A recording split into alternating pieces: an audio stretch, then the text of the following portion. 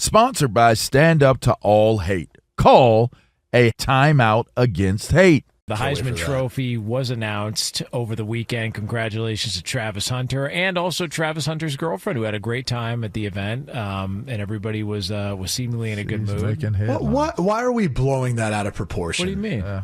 That anyone who watched that clip, you barely hear her. There's not even women. Like the title, that's a perfect example of today's society and where we're at, where like no one actually clicks on the link and watches the video or listens to it.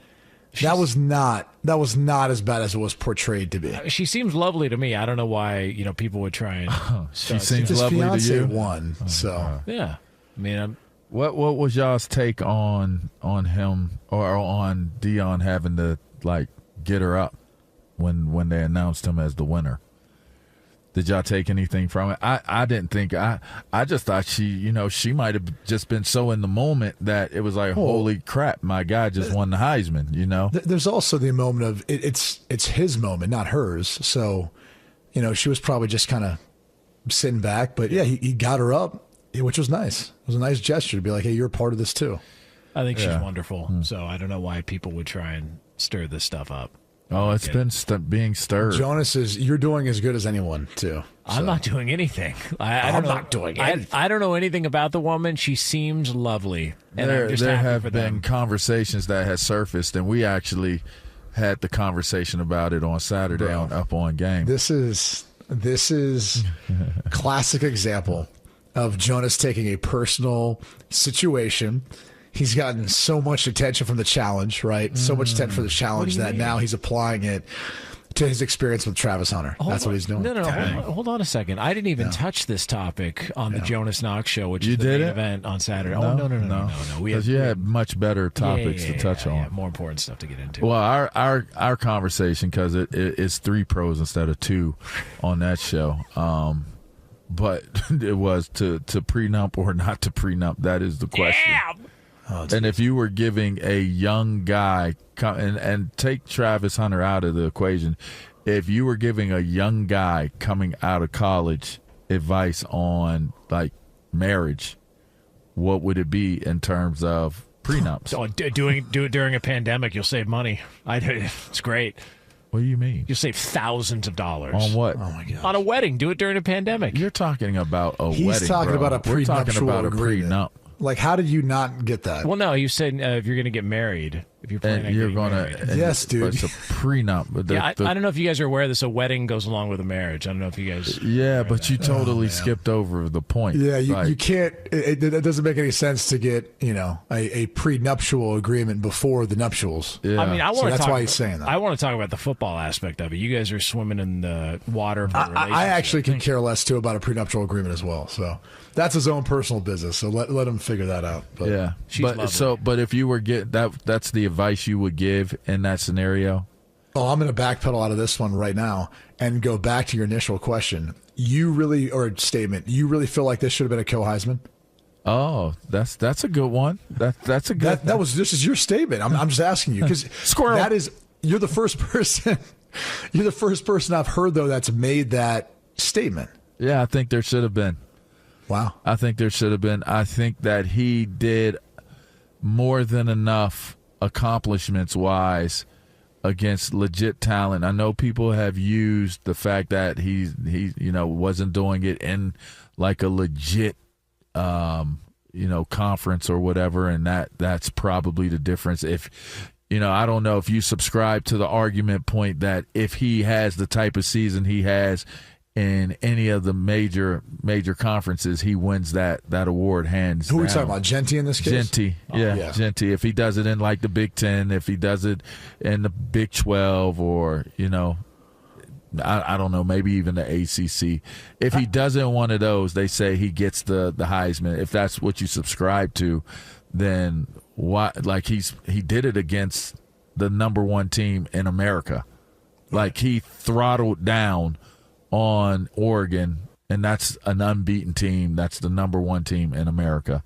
Like he never disappointed in what it is that he did, and his numbers are crazy. Somebody showed a comparison between his numbers and Reggie Bush's numbers on his Heisman campaign, and it's like only a couple of the stat lines What up, seem to be, kind of in the same range. Otherwise, Jeanty outperformed him by a lot. Tread lightly, please. Well, why is to that? that point, Because you don't want to face litigation. Just tread lightly. Oh, well, I'm not defaming him or anything like that. To that point, Jeanty actually got more points than 13 of the previous Heisman Trophy winners, dating back to 1996. He actually had a higher percentage of votes, or I should say, was on the ballot in a higher percentage than Travis Hunter. He was on 95% of the ballots. Travis Hunter was on 93%. So I don't know what you deduce from that. Like, I look at it and go, both players you could have made a case for. And I think in a year where Travis Hunter wasn't in college football, or even just, let's just put it this way, if it was last year, Travis Hunter, who was still a two-way player, but Colorado didn't have as good of a season. He obviously got hurt too, didn't play as much, didn't have as good of a season. It'd be a different conversation. But because you came across a young man who was doing something we really haven't seen in 60 years, like people try to compare this to Charles Woodson. There's some other people you could compare to, like a Chris Gamble for Ohio State, obviously not as a high of a level, but it was unique in that sense, right? Like, he was arguably, to me, he won the Bednarik, and yes, he won the Blitnikoff, yes, right? Mm-hmm. So you have the best defensive player, the best receiver, and it's hard not to argue that, well, the combination of those two would have to lead you to think that this guy's going to win the best player in the country. So there's no doubt, like, you could have made a case for both players. I think ultimately it just comes down to the uniqueness of what Travis Hunter was able to do in today's game, in this day and age. And did the group of five, factor play a role? Maybe. I mean, even though Jeanty actually got a higher percentage of votes and points from the West region, the Western region, which is interesting too, because it's not like Colorado's not, West as far as how you divvied up the attention they get. So, it was the closest we've seen since 2009 between Mark Ingram and Toby Gerhart. I think you could have made a case for Jeanty, and I would have been fine either way. Like, this was one of those Heismans where I was like, both players are extremely deserving. It's why I think it's interesting you bring up a Co-Heisman, because it was as pretty much as close as we've seen dating back to 2009. And if you look at what Jeanty's been able to do, there's not many other players that can make the case that he made and still lose the Heisman, where you would have won it in 13 of those other years that were out there. I didn't think it was going to be as close as it was. Why? I just thought that Travis Hunter doing it both ways and the discussion around it, my assumption was it was going to be not a blowout, but comfortably he was going to win the award. I think Travis Hunter, was surprising. I believe Travis Hunter is the best college football player in the country. But with that being said, am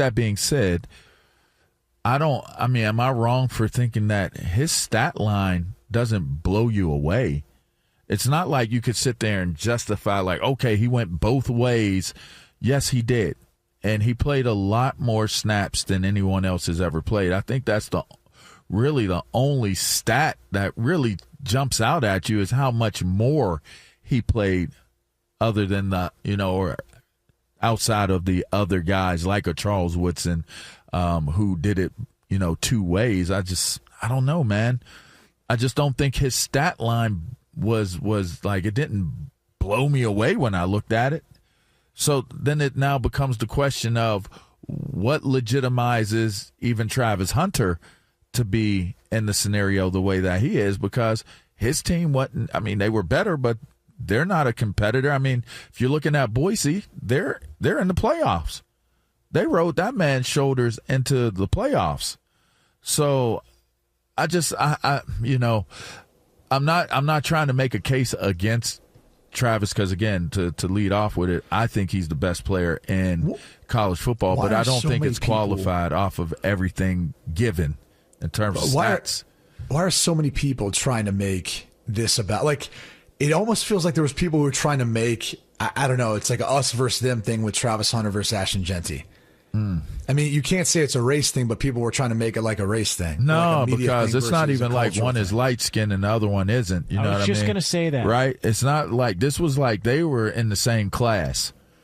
You know, it was nice school for that class. I mean, I personally think Wasn't day school. I personally think Cam Scatterbo got screwed personally, but well, and then look, it draws into the question this.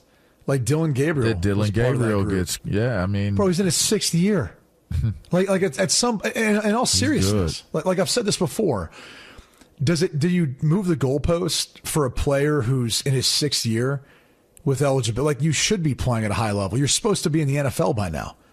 You know, back in the old days when we played, you had 4 years of eligibility. That was it. You didn't get a COVID year. You didn't get another medical red shirt and all these different red shirts and ways you can try to defend or preserve manipulate the system. Manipulate the system. Yeah. Like, you got 4 years. That was it. Didn't matter if it was in 5 or 4. Like, that was it. And so at some point, I do wonder if they look at that, or the Heisman committee looks at that and goes, yeah, he's 24, 25 years old. Like, of course you should be playing at a higher level at this point. Chris and that's not to take away. Got it. damn. Well, he was older than all of us. The difference is he didn't play for that many years. He was just older. Very true. He didn't play for 6 years. He wasn't in college for that long. You know what I'm saying? Yeah. So like the Winky thing, or even Brandon Whedon, who was an older player, played baseball, came back. Those are examples of guys who, yes, were older, but they didn't play for that long. Yeah. And that's the case I'm making, is like, how many shots do you get at it? I mean, I would love to have infinite eligibility and just be able to keep playing for Heisman's every single year. If we're really talking about it being like college football immortality, it's like, well, how many shots do you get at it? Do you get 6, 7? We got guys coming back for 7th years in college football. Yeah. Like, all right, are they up for the Heisman? Like, does the Heisman committee look at that and go, yeah, they should be a part of the conversation? Like, should they? I don't know. I'm posing the question because I see it all the time in other aspects of how we go about stats and records and all this stuff. And you're like, well, we've completely changed the argument. It's one of the reasons why I'm like, Barry Sanders' record will never be broken, because no one was able to produce the way he did in that era on a per game basis rushing. It's just flat out. As good as Ashton Jeanty was, let's not like make up stuff to make it sound bigger than it is. He's had a phenomenal season. They're in the playoff. But like, stop comparing it to Barry Sanders. Like, we don't need to compare that. There is no comparison in this case. Yeah, I compared him to Reggie Bush. I think it's more of a comparable. I wouldn't. I think Barry Sanders compare him to his own. Compare him to Mark. I mean, Mark Ingram won the Heisman. Ashton Jeanty got more votes. Now, again, I don't know how much that's changed over the course of the years as far as point system and everything from 2009 to looking at this year. But like, again, he was a worthy candidate of winning it in basically every year, with the exception of this year, where you found kind of like that unique unicorn you went up against. It still blows my mind that Mark Ingram was the first player from Alabama to win Heisman. Yeah, it just doesn't even make sense. And yet he was, and beat out Toby Gerhart. It's unfortunate. Sponsored by Stand Up to All Hate. Call a timeout against hate.